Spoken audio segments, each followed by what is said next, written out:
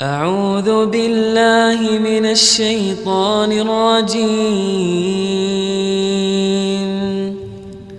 بسم الله الرحمن الرحيم.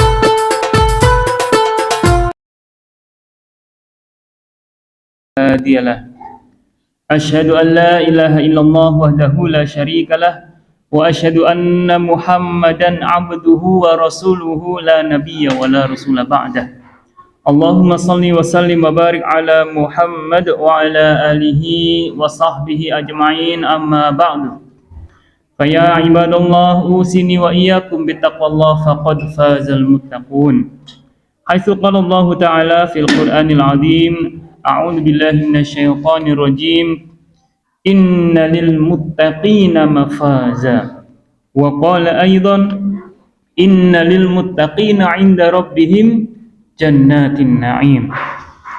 Alhamdulillahirabbil alamin, puji syukur kita haturkan kehadirat Allah Subhanahu wa taala yang telah memberikan kita keringanan, kemudahan, ketakwaan, kesehatan, kesempatan dan segala jenis kenikmatan sehingga kita mau datang sholat subuh berjamaah, kita dimudahkan untuk berjamaah lalu dilanjutkan dengan thalabul ilm.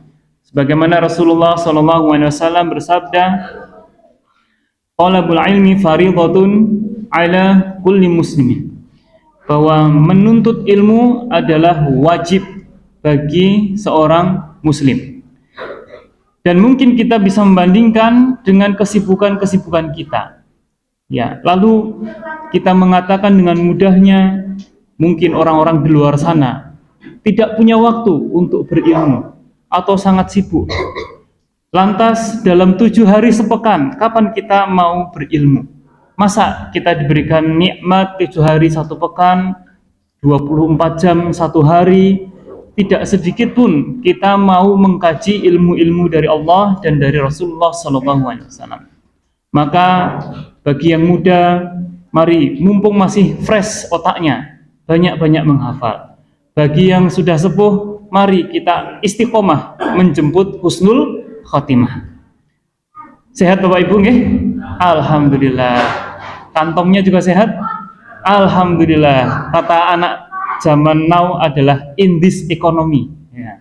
Kita sedang dalam rangka menyambut peringatan kemerdekaan kita, namun nampaknya kalau tidak diiringi dengan rasa syukur, maka azab Allah yang dekat dengan kita. Na'udzubillah min dzalik. Sebagaimana Allah mengatakan dalam Al-Qur'an, la in syakartum la azidannakum wa la in kafartum inna adzabi lasyadid.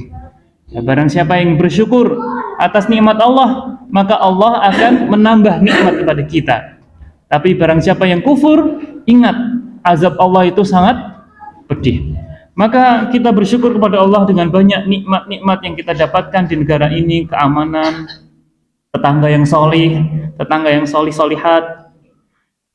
Beberapa waktu lalu ada rekan yang meninggal takmir Masjid Gede Kauman. Beliau disayangi oleh tetangganya dan mulai dari masa sakitnya diantar oleh ambulanmu, diurusi oleh tetangga, oleh keluarga, sampai meninggalnya disolatkan oleh banyak orang. Dan barang siapa disolatkan paling tidak sedikitnya 40 orang solih, maka diampuni dosa-dosanya. Maka bersyukur Bapak Ibu sekalian, kita tinggal di lingkungan orang-orang yang soleh, di lingkungan teman-teman yang baik. Ya mungkin di luar sana ada pemuda-pemudi yang nakal-nakal, ada teman-teman yang ngajakin berbuat tidak baik, berbuat maksiat. Maka kita tinggalkan itu semua, kita jaga diri kita supaya kita termasuk golongan orang yang soleh.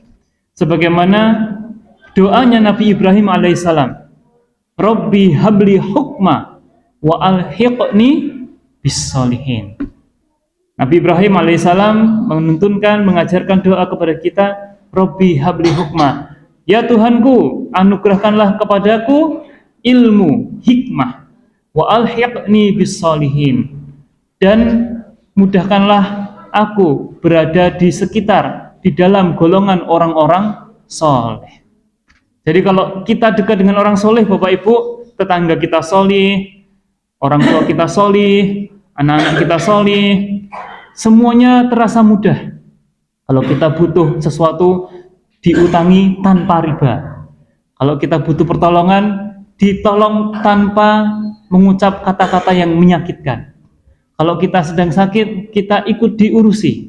Kalau kita meninggal, kita dipenuhi hak-haknya. Hakul muslim alal muslim sittun, idza laqitahu fasallim alaih. Hak muslim terhadap muslim lainnya ada 6. Jika bertemu minimal ucapkanlah salam. Nah, kemudian wa idza maridtu, dan apabila sakit kita dijenguk, didoakan.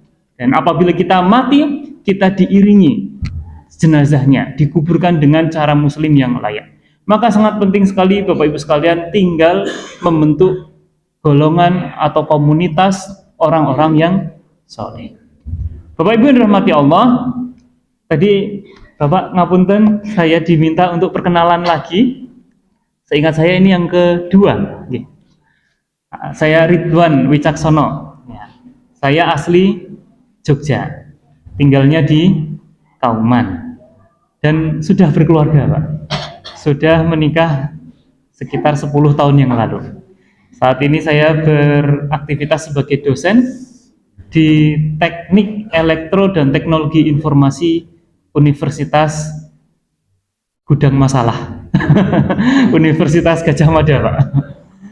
Alhamdulillah ijazah saya asli, Pak. S1, S2 asli dari UGM, S3-nya dari Chiba, Jepang. Chiba University. Dan alhamdulillah sekarang saya ditugasi sebagai salah satu pengajar di Teknik Biomedis. Program studinya Teknik Biomedis. Alhamdulillah, Pak, UGM baru saja menerima 11.089 mahasiswa. Wah, bayangkan, Pak, 11.089 mahasiswa, kalau UKT-nya masing-masing mahasiswa itu berapa, Pak? 10 juta. Berarti 11.000 ping 10 juta, Pak. Berapa, Pak? Banyak sekali, tapi kemarin saya konfirmasi ternyata rata-rata, kalau ada yang tinggi sekali, ada yang rendah itu, tapi rata-rata itu 5 juta. Ya, jadi kalau 11.000 ping 5 juta ya berapa, Pak ya? 55 miliar per tahun, Pak. Itu baru dari mahasiswa saja. Ya, semoga kita diistiqomahkan mengajar dengan baik, menjaga amanah dititipi oleh orang tua untuk mendidik generasi bangsa. Bapak Ibu rahmati Allah, saya jadi teringat satu sulitnya, atau saya harus mengakui, Pak, sulitnya menjadi seorang dosen, menjadi seorang guru, itu adalah menjadi teladan. Menjadi teladan. Apa yang diucapkan itu harus dilakukan. Tapi sebetulnya, Pak, ini tidak hanya berlaku untuk dosen saja. Karena bagaimana mungkin kalau kita punya pembantu atau kita punya petugas kebersihan, dia punya kewajiban menjaga kebersihan, tapi dia malah buang sampah sembarangan. Jadi teladan itu tidak hanya di tempat kerja, tapi terbawa di kehidupan sehari-hari. Begitu juga kita sebagai laki-laki, Pak. Setiap Jumatan kalau saya khutbah itu sering kali mengingatkan, sebagai laki-laki berat menjadi teladan. Teladan untuk anak kita, teladan untuk istri kita, untuk masyarakat sekitar kita, atau mungkin kita yang jadi ketua RW, ketua RT, ya, atau menjadi pejabat publik, atau bahkan sekedar menjadi teladan untuk diri sendiri. Kadang kita belum bisa menjaga. Maka kembali di awal tadi, Bapak Ibu sekalian, membentuk komunitas, golongan-golongan orang muslim, orang-orang solih itu sangat penting. Karena di luar masjid sana, Pak, godaannya banyak sekali. Banyak sekali. Mungkin kita yang bekerja sebagai karyawan, di kantor bisa tepat waktu, Di kantor bisa tidak korupsi, di kantor bisa berintegritas.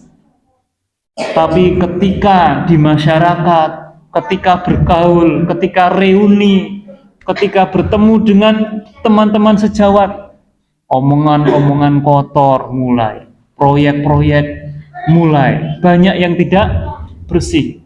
Atau kita yang sebagai polisi, TNI, mulai tergiur membuka SPPG. Apa itu Pak? Satuan Penjilat? Oh bukan ya. Itu adalah dapur MBG ya. Atau membuat koperasi merah putih ya. Tapi prosesnya tidak benar. Maka hati-hati. Sulitnya menjaga keteladanan di luar sana kalau kita tidak istiqomah didampingi oleh komunitas rekan-rekan yang solih dan solihan. Tapi berhormat Allah, itu pembukaan saja 15 menit Mas Ustaz. Ya, kita akan masuk ke poin inti bahwa kemarin diminta topiknya apa gitu. Wah, saya jadi teringat ada satu adab yang ini insya Allah akan dirasakan oleh banyak orang, yaitu adalah kondisi ketika sakit menjelang ajal. Maka kita belajar bagaimana adab-adab Islam saat kita dalam kondisi sakit. Allah SWT mengatakan dalam Al-Quran, kullu nafsin dha'iqatul maut tsumma ilaina turja'un. Kata Allah SWT, setiap jiwa pasti merasakan maut, mati. Dan Rasulullah SAW sendiri merasakan sakitnya maut, Pak. Sakitnya ketika dicabut sakaratul maut. Dan sungguh beruntung orang-orang yang mendapatkan husnul khatimah. Pekan lalu Pak, kami mengisi di Islamic Center Madiun. Alhamdulillah perjalanan dari Jogja Madiun itu sekarang enak sekali. Saya sudah sekitar 4 kali ya, mengisi, 3 kali atau 4 kali mengisi di Madiun. Dan ternyata dekat Pak ya, naik kereta bisa sekitar 3 jam ya, 3 jam. Dan Alhamdulillah saya mengisi di sana dekat dengan salah satu keluarga yang punya rumah di Kauman juga, di dekat Masjid Gede Kauman, namanya Pak Harsan Badawi. Dan beberapa bulan lalu beliau dikabarkan ada share-sharean meninggal dunia. Innalillahi wa inna ilaihi raji'un. Beliau sangat rajin ikut tadarus safari, kegiatan mengaji bersama warga. Dan sampai di Madiun Pak, yang membuat saya merinding sekaligus terkesima gitu. Beliau itu meninggalnya saat dalam kegiatan pengajian warga. Dan itu pengajiannya pindah-pindah di rumah warga gitu. Dan Masya Allah, karena meninggalnya di lingkungan orang baik dalam kegiatan baik, insya Allah husnul khatimah. Tiba-tiba saja beliau ketika pengajian sesak, kemudian sulit untuk bernafas. Nah kemudian diberi pertolongan dan innalillahi wa inna ilaihi raji'un. Belum tahu bagaimana detailnya sampai di rumah sakit atau seperti apa, namun warga menyaksikan beliau sakaratul maut, meninggal itu saat pengajian. Di sisi lain ada banyak kita temukan di sosial media Pak, meninggal dalam keadaan adzan, meninggal dalam keadaan khutbah, meninggal dalam keadaan menuntut ilmu, meninggal dalam keadaan melahirkan anak. Insya Allah semuanya itu husnul khatimah Bapak sekalian. Maka innalil muttaqina mafaza. Orang-orang yang husnul khatimah mendapatkan derajat ketakwaan dan mendapat kemenangan. Apa itu kemenangannya? Innalil muttaqina 'inda rabbihim jannatin na'im. Mendapatkan surga yang penuh dengan kenikmatan. Maka kalau saya jadi ingat lagi Pak, melanjutkan doa Nabi Ibrahim alaihissalam, Rabbi habli hukma wa alhiqni bisolihin. Kemudian kalimat selanjutnya, waj'alni lisanan sidqin fil akhirin. Jadikanlah aku buah tutur yang baik untuk generasi setelahku. Jadi kalau kita meninggal Pak, kita coba pikirkan Pak, kita renungkan, siapa yang akan mengenang kita? Tidak cukup mengenang, siapa yang akan mendoakan kita? Tidak cukup mendoakan, siapa yang akan mewarisi amal jariah kita? Nabi Ibrahim alaihissalam dikenang sepanjang masa, bapaknya para nabi. Mungkin yang paling dekat dengan kita, presiden-presiden terdahulu yang sudah meninggal. Pahlawan-pahlawan terdahulu sudah meninggal puluhan tahun yang lalu, ratusan tahun yang lalu, tapi namanya tetap dikenang. Ulama-ulama terdahulu, karyanya, kemudian nasihat-nasihatnya senantiasa masih sampai pada hari ini. Nah kita Pak, yang dhaif, yang sangat lemah, siapa yang akan mewarisi amal jariah kita? Siapa yang akan meneruskan perjuangan-perjuangan kita? Allah mengatakan dalam Al-Quran, Ya ayyuhalladzina amanu in tansurullaha yansurkum wa yusabbit aqdamakum. Wahai orang-orang yang beriman, tolonglah agama Allah, niscaya Allah akan menolongmu dan meneguhkan kedudukanmu. Jadi Bapak Ibu sekalian Allah, bahwa Nabi Ibrahim alaihissalam mengajarkan kita supaya kita menjadi buah tutur yang baik untuk generasi setelah kita. Perkara zaman dulu kita banyak kesalahan, banyak kemaksiatan, banyak attitude, etika yang dilanggar. Mari kita bertobat kepada Allah supaya menjadi buah tutur kata yang baik.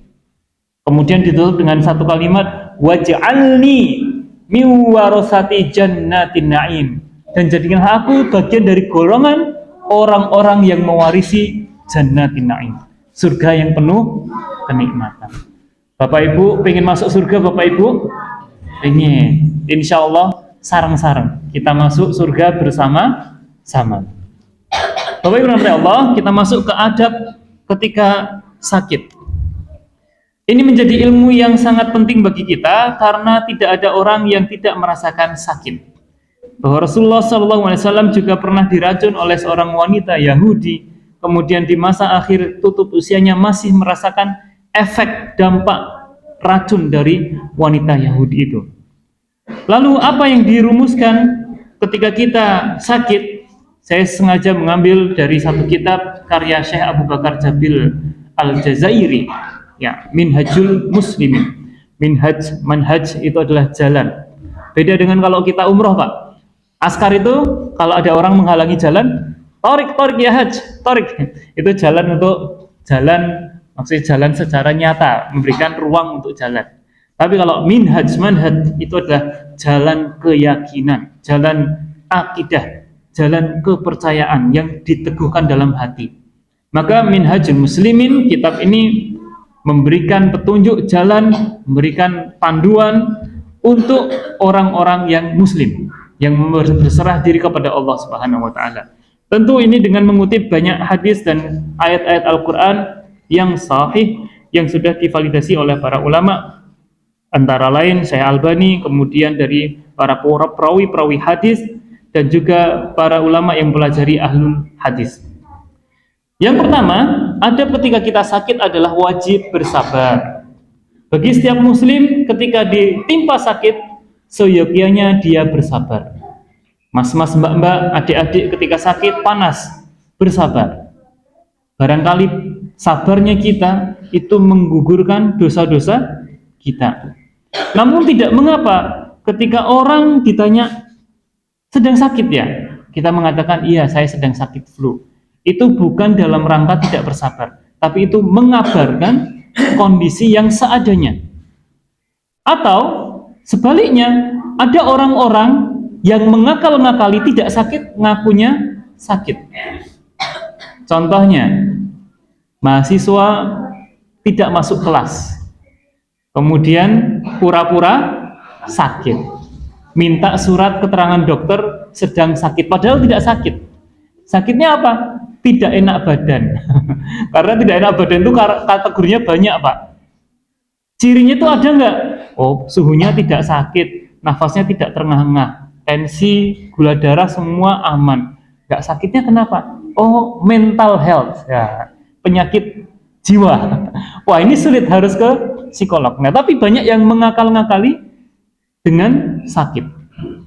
Misalnya juga seorang koruptor, nah dipanggil kejaksaan untuk disidang, alasannya sakit. terbentur tiang listrik. Ingat Bapak Ibu? Ya, zaman dulu ya, korupsi EKTP, terbentur tiang listrik terus sakit, tidak bisa diperiksa. Wah, itu pura-pura sakit, tidak boleh. Maka bagi yang benar-benar sakit, kewajibannya adalah bersabar. Dan juga dituliskan bahwa kalau kita sakit, kita mengucapkan alhamdulillah. Loh, sakit kok malah alhamdulillah? Salah satu bentuk kesabaran itu adalah mengucapkan alhamdulillah ala kulli hal. Kita mengenal dua alhamdulillah Bapak sekalian. Ketika mendapatkan nikmat alhamdulillah, ketika mendapatkan musibah juga alhamdulillah. Kalau kita mendapatkan nikmat, alhamdulillahilladzi bi ni'matihi tatimus sholihat. Tapi kalau kita sedang mendapat musibah, kita ucapkan alhamdulillah ala kulli hal. Segala puji bagi Allah atas segala kondisi. Kita nggak lulus ujian, alhamdulillah. Nggak apa-apa sambil nangis, nggak lulus ujian, alhamdulillah. Anak kita sakit, alhamdulillah. Kita sedang ditimpa musibah, misalnya ada naudzubillah kebakaran, alhamdulillah ala kulli hal. Mungkin kita sakit atau mungkin kita terlilit utang, alhamdulillah. Yang penting jangan riba. Ya. Mungkin kita mendapatkan kesusahan-kesusahan yang lain, alhamdulillah. Maka ini menjadi salah satu fondasi. Oh, kita ini sesakit-sakitnya kita masih ada yang lebih sakit, Pak. Baru kemarin saya ketemu Ustadz namanya siapa? Ustadz kok Hakimuddin? Ustadz Arifuddin SPOT ya. Beliau Majelis Tarjih Sleman ya, dokter, mengatakan kalau Anda merasa susah atau mungkin mulai futur, Allah itu kok nggak ngasih nikmat kepada saya. Coba Mas, ikut ke daerah Bantul sana. Ada pesantren difabel, Pak. Pesantren difabel, anak-anak yatim piatu yang punya kekurangan fisik. Dari situ kita merasakan kita ini wajib bersyukur. Karena kita lengkap, Pak. Tangan, kaki, mata, semua organ normal. Di sana banyak yang kekurangan. Maka ketika kita sakit, ayo kita bersyukur. Alhamdulillah. Belum menikah, alhamdulillah. Belum dikaruniai keturunan, alhamdulillah. Bisa jadi itu ladang pahala kesabaran kita. Yang kedua, Bapak sekalian, ini poinnya ada banyak, mungkin nanti kita cicil ya beberapa tahap. Yang kedua, ketika kita sakit, disunahkan untuk berobat. Ini berdasarkan sabda Nabi SAW. Beliau bersabda, Innallaha lam yunzil da'an. Innallaha lam yunzil da'an. Sesungguhnya Allah tidak menurunkan suatu penyakit. Illa wada'alahu shifaan fatadawaw. Kecuali Allah menjadikannya obat. Ya. Jadi setiap penyakit pasti ada obatnya. Fatadawaw. Maka dari itu berobatlah, kata Nabi SAW.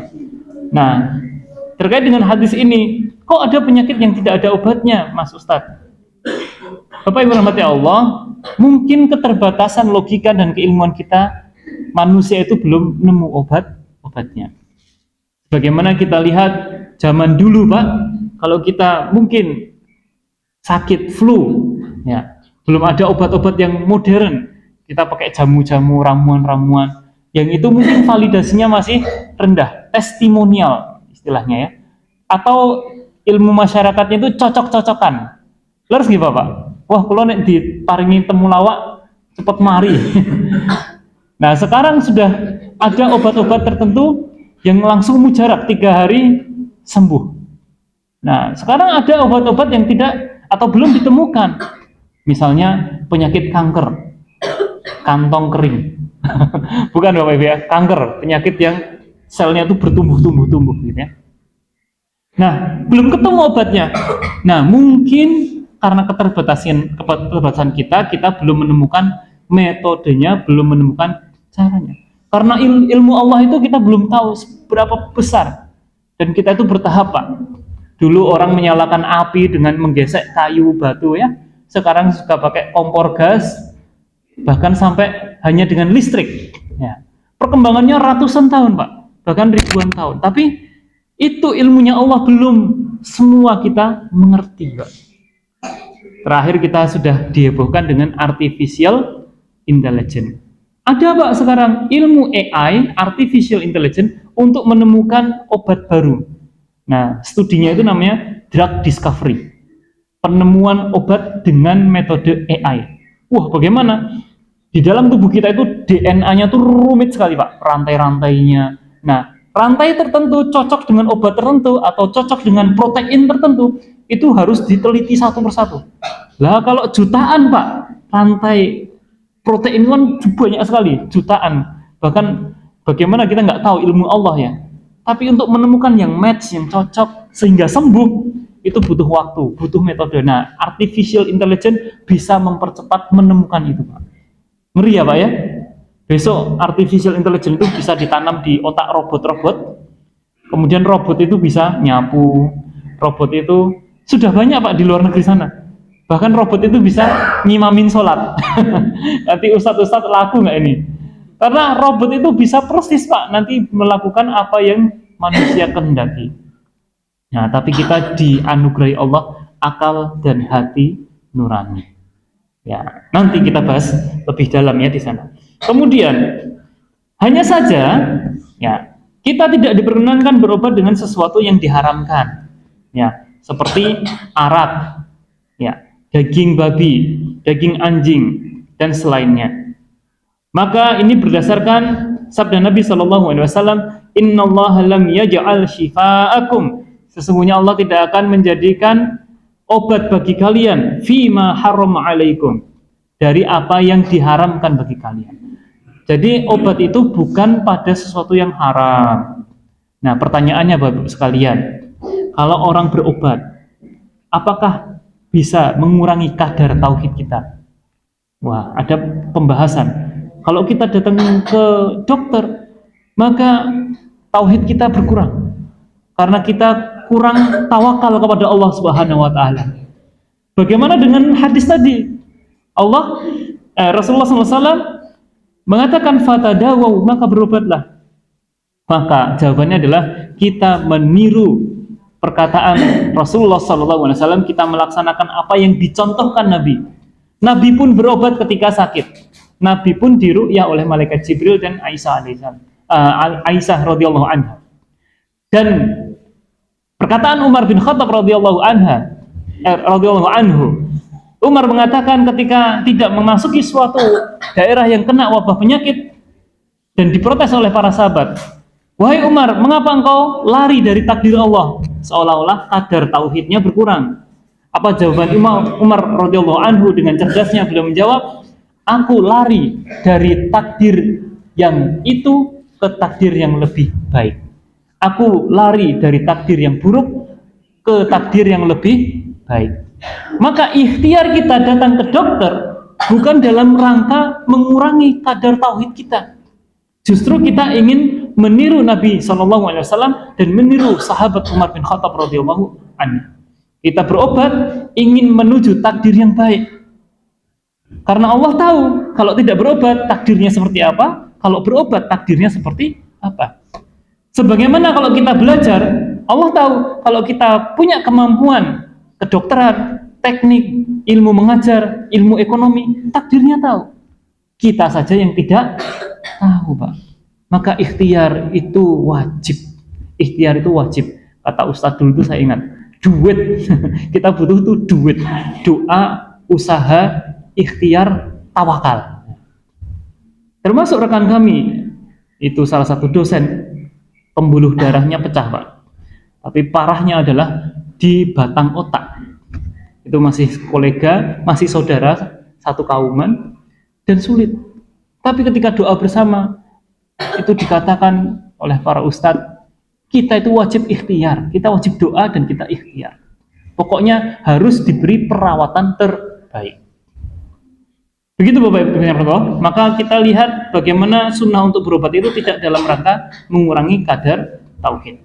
Dan kita lihat di rumah sakit Islam ada perkataan ya ditulis di sana ya, bahwa dokter hanya mengobati tapi Allah lah yang menyembuhkan.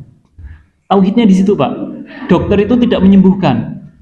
Salah kalau kita mengatakan, dok tolong sembuhkan saya. Jangan. Minta tolongnya kepada Allah. Kerangka ikhtiarnya dokter hanya mengobati. Begitu juga mungkin Bapak Ibu yang sedang program hamil. Ya. Dokter berikhtiar semampunya. Ada program ini, program itu, bayi tabung, macam-macam. Itu dalam kerangka ikhtiar. Tapi kita tidak boleh menggantungkan hanya pada usaha dokter saja. Tidak boleh menggantungkan pada bayi tabung saja. Karena ketika ovum dan sel sperma itu menyatu, kemudian ada di rahim, itu adalah kuasa Allah Subhanahu wa taala. Jadi atau tidak jadinya janin atau anak itu adalah kuasa Allah. Maka kita berdoa, Robbi habli minas solihin. Ada lagi, Robbi habli min ladunka dzurriyyatan thayyibah. Jadi kita minta Allah itu dari sisi Allah. Min ladunka itu sisinya Allah.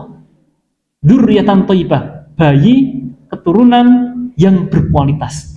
Dzurriyyatan thayyibah itu bukan anak yang nakal, bukan anak yang cacat, bukan anak yang menyusahkan orang tua, menyusahkan masyarakat.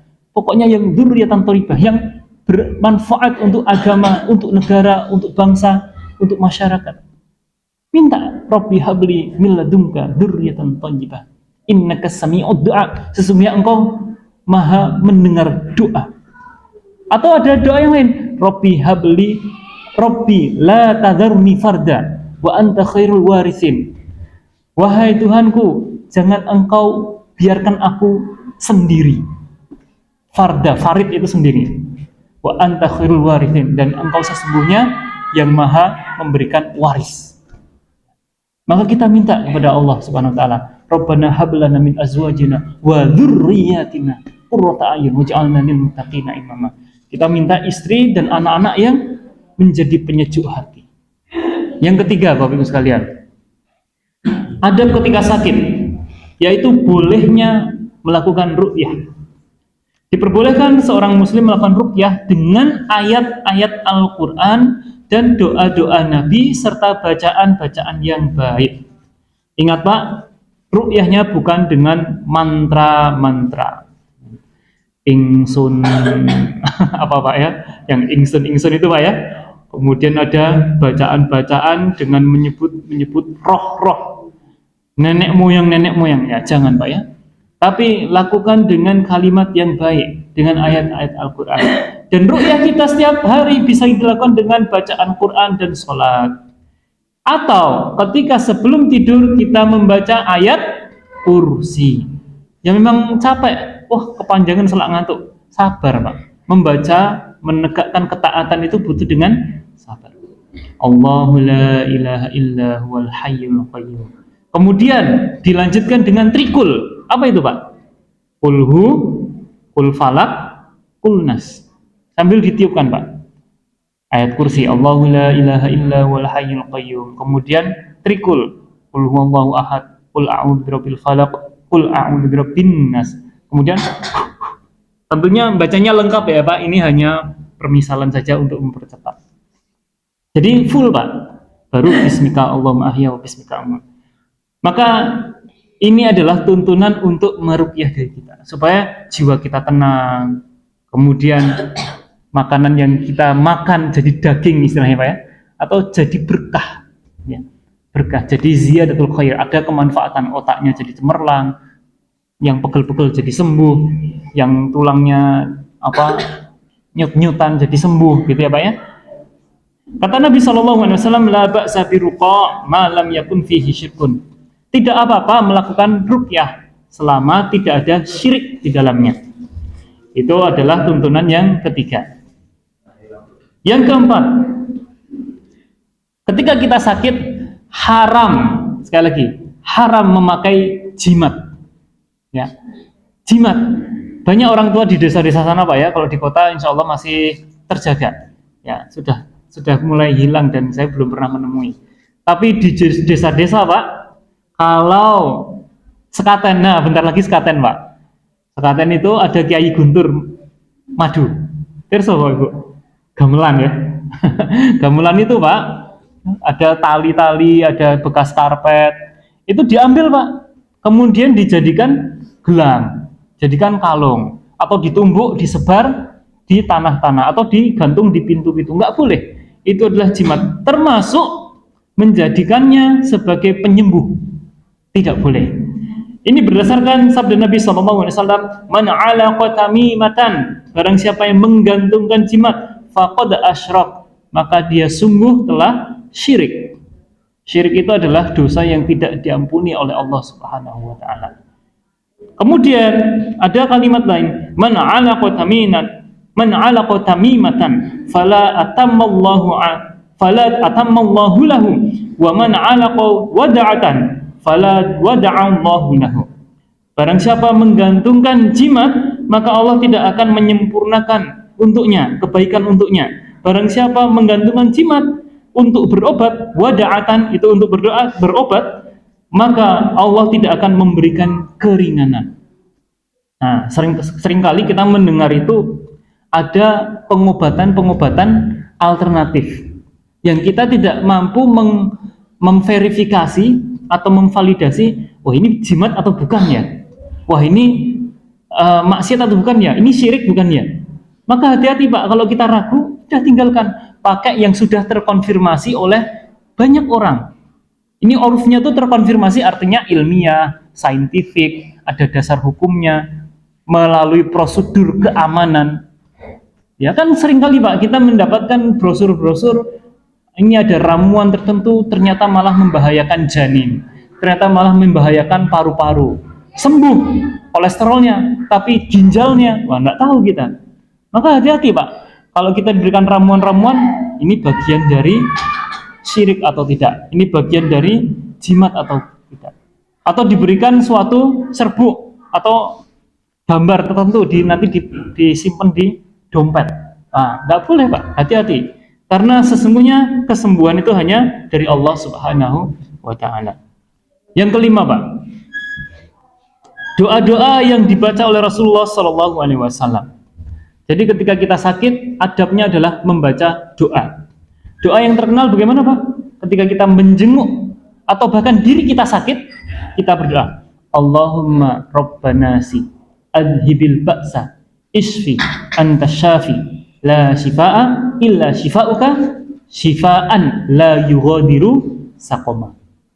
Ini doa yang dituntunkan oleh Nabi sallallahu alaihi wasallam dengan riwayat Imam Al-Bukhari. Jadi doanya sahih. Atau ketika kita menjenguk, mendoakan orang lain, kita ganti dengan kalimat yang isfi dengan wasfiha atau isfihu. Sembuhkanlah ia, sembuhkanlah dia. Allahumma shfi, sebut namanya, Ridwan Wicaksono. Allahumma shfi bunga. Siapa, Pak? Sutiem, ya, misalnya. Allahumma shfi Sutiem. Allahumma shfi Bundan. Jadi sebut namanya supaya kita langsung merujuk pada orang yang dimaksud. Tapi ini kalimat dari redaksi Imam Al-Bukhari, Allahumma rabbana si'adhibil ba'sa isfi anta safi la shifaa illa shifauka shifaan la yughadiru saqama. Ya Allah, Rabb para manusia, hilangkanlah penyakit dan berilah kesembuhan. Ya, isfi, berilah kesembuhan. Anta syafi, Allah yang maha menyembuhkan. La shifaa illa shifauka. Tidak ada kesembuhan melainkan dari Engkau ya Allah. Shifaan la yughadiru saqama. Kesembuhan yang tidak ada yang tidak meninggalkan penyakit sedikit pun. Shifaan la yughadiru saqama. Kadang kalau kita menjenguk orang sakit, usianya sudah 100 tahun, bolak-balik rumah sakit, barangkali kesembuhan yang sejati bagi orang tersebut adalah kesembuhan husnul khotimah. Jadi tidak semua orang sembuh itu sehat seperti sedia kala, dan kita tidak usah maksa kepada Allah. Allah tahu kondisi yang terbaik. Maka barangkali kesembuhan yang terbaik adalah husnul khotimah. Nah, ini ada satu doa Bapak Ibu sekalian. Mungkin kita tambah satu subbab sedikit nanti sebelum ditutup. Ada satu doa yang mudah bisa kita ucapkan. Rasulullah SAW ketika sakit, beliau bersabda, ketika Rasulullah menemui seseorang yang mengeluhkan penyakitnya, beliau bersabda, letakkanlah tanganmu pada anggota tubuhmu yang terasa sakit. Jadi misalnya kita kenceng-kenceng Pak di leher Pak, kita letakkan berdasarkan hadis ini tangan kita di leher. Kemudian mengucap 3 kali Bismillah, Bismillah, Bismillah, Bismillah. Kemudian diucapkan doa ini 7 kali. Bagaimana doanya? A'udzubillahi biqudratihi min syarri ma ajidu wa uhadir. 7 kali. A'udzubillahi wa qudratihi min syarri ma ajidu wa uhadiru. A'udzubillahi wa qudratihi. A'udzubillahi wa qudratihi min syarri ma ajidu wa uhadiru. Pendek ya Pak ya? Kita coba lantunkan bersama Pak ya, supaya kita ingat. Coba kita praktekkan. Bismillah, Bismillah, Bismillah. Kemudian ikuti apa yang saya ucapkan. A'udzubillahi wa qudratihi min syarri ma ajidu wa uhadiru. Berapa kata itu Pak? A'udzubillahi wa qudratihi min syarri ma ajidu wa uhadiru. Artinya Pak, aku berlindung kepadamu ya Allah dengan kekuasaanmu ya, dari kejelekan atau kejahatan, min syarri itu kejelekan, wa ma ajidu apa yang aku jumpai, wa uhadiru dan yang aku hindari. Kadang kita seperti itu Pak, sudah berkendara pelan-pelan, hati-hati, justru orang lain yang tidak hati-hati. Kita pengennya tidak ada kecelakaan, qadarullah, malah orang lain nyerempet, lecetlah tangan kita. Naudzubillah min dzalik. Tapi kita berlindung kepada Allah dari dengan kekuasaannya, dari kejahatan, keburukan, kejelekan, apa yang aku jumpai dan aku hindari. Ya, seringkali kita tidak bisa menghindari apa yang sudah ditakdirkan oleh Allah Subhanahu wa taala. Dan yang terakhir buat sekalian, yang keenam adalah bolehnya berobat kepada orang kafir dan wanita yang bukan mahram. Kita lihat ada kondisi-kondisi ketika Rasulullah SAW ya, di zaman beliau melakukan perang. Kemudian banyak korban dari perang tersebut, banyak sahabat-sahabat yang sakit. Maka Rasulullah SAW meminta tolong kepada sebagian orang musyrik dan meminta tolong kepada istri para sahabat untuk mengobati. Maka ini menjadi dasar bahwa orang yang terluka, termasuk dalam peperangan di masa Rasulullah SAW, itu boleh diobati oleh wanita-wanita yang bukan mahram. Jadi pada kondisi tertentu yang sudah darurat, yang sudah mendesak butuh penanganan medis, kita bisa meminta kepada orang-orang yang bukan mahram kita. Dan ini sesuai dengan apa yang disunahkan oleh Nabi SAW. Dan juga boleh juga meminta tolong kepada orang yang bukan Islam atau yang musyrik, sebagaimana yang dulu dilakukan oleh leluhur kita ketika persyarikatan Muhammadiyah itu tidak punya dokter, maka dokternya dari Hindia Belanda atau dari Londo. Sekarang ada Londo baru Pak, Londo Ireng. Terus betul Pak? Oh nggak tahu ya. Ada Londo Ireng, itu Londo maksudnya itu adalah warga kita sendiri tapi malah merugikan rakyat. Maka Bapak Ibu rahmatullah, ini menjadi salah satu pelajaran 6 hal tadi. Kita wajib bersabar ya. Kemudian kita juga menghindari jimat, kita menghindari obat-obat yang haram. Kita juga berdoa dengan ayat-ayat Al-Qur'an, kita berdoa dengan tuntunan Rasulullah SAW, dan kita menghindari apa yang namanya kesyirikan. Dan terakhir ditutup dengan bolehnya berobat kepada orang yang non-Islam ataupun yang bukan mahram ketika kondisi tertentu. Demikian Bapak Ibu rahmati Allah, mari kita akhiri dengan berdoa bersama. Semoga kita senantiasa diberikan kesehatan oleh Allah Subhanahu wa taala, diberikan kemudahan dalam mengarungi kehidupan yang sangat berat ini, diberikan husnul khotimah di hari akhirnya, diberikan kemudahan mendapatkan rezeki yang halal, diberikan anak keturunan yang solih solihah, dikumpulkan bersama-sama masuk surga. A'udzu billahi minasyaitonir rajim. Bismillahirrahmanirrahim. Alhamdulillahirabbil alamin hamdan syakirin hamdan na'imin hamdan yu'afi ni'amahu wa yukafi mazidah ya rabbana lakal hamdu kama yanbaghi li jalali wajhika wa 'azimi sultanik. Allahumma shalli ala Muhammad wa ala ali Muhammad kama shallaita ala Ibrahim wa ala ali Ibrahim innaka Hamidum Majid. Allahumma barik ala Muhammad wa ala ali Muhammad kama barakta ala Ibrahim wa ala ali Ibrahim innaka Hamidum Majid. Allahumma ighfir lil mu'minina wal mu'minat wal muslimina wal muslimat al ahya'i minhum wal amwat innaka sami'un qaribun mujibud da'wat ya qadil hajat. Allahumma inna nas'aluka salamatan fid din wa afiatan fil jasad wa ziyadatan fil ilm wa barakatan fil rizq wa taubatan qabla al maut wa rahmatan 'indal maut wa maghfiratan ba'dal maut. Allahumma hawwin 'alaina fi sakaratil maut wa najjatan minan nar wal 'afwa 'indal hisab. Allahumma arinal haqqa haqqan warzuqna tiba'ah wa arinal batila batila warzuqna ijtinabah. Allahumma inna nas'alukal huda wat tuqa wal afafa wal ghina. Allahumma anfa'na bima 'allamtana wa 'allimna ma yanfa'una wa zidna 'ilma. Alhamdulillah ala kulli halin wa na'udzu billahi min halin ahlin nar. Rabbana atina min ladunka rahmah wa hayyi' lana min amrina rasyada. Rabbana la tuzigh qulubana ba'da idh hadaitana wa hab lana min ladunka rahmah innaka antal wahhab. Rabbana hab lana min azwajina wa dhurriyyatina qurrata a'yun waj'alna lil muttaqina imama. Rabbana atina fid dunya hasanah wa fil akhirati hasanah wa qina adzaban nar.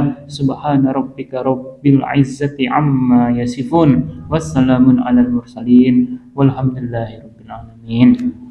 Billahi taufiq wal hidayah. Nasrun minallah wa fathun qarib wa basyiril mu'minin. Assalamualaikum warahmatullahi wabarakatuh.